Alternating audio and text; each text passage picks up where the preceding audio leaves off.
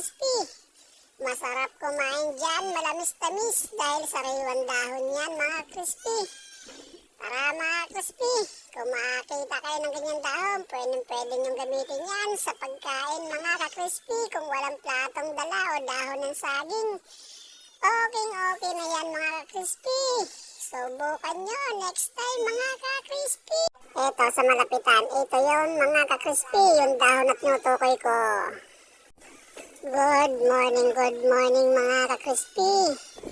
Ito na naman tayo, solo mukbang. Sardinas lang po ang ating ulam, pero kahit ganoon, pasalamat pa rin tayo sa ating mahal na Panginoon at mayroon tayong kinakain kahit papaano mga ka-crispy. Mga ka-crispy, makikisuyo lang ako, pindutin ng button at pakishare ng video ito. Hindi naman siguro kalabisan kung ihilingin ko ang dalawang bagay na yan mga ka-crispy. So yun, maraming salamat po. Tara, kain tayo mga ka-crispy. Etong pagkain ko na to mga ka-crispy, gagawin ko itong 3 minuto lang. Halos 10 subo lang ito mga ka-crispy. Wag na wag kayong kukurap.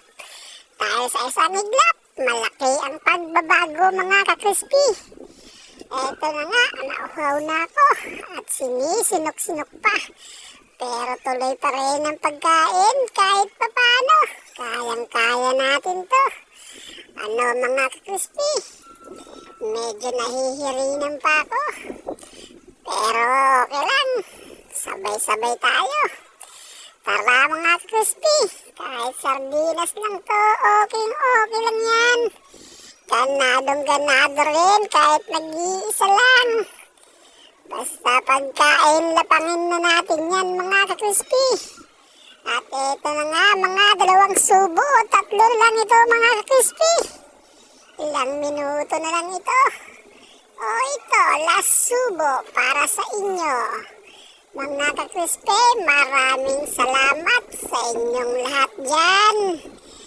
Sana inyong subaybayan ng aking video. Walang respeto, sabay tapon ng pinagkainan sa likod ko.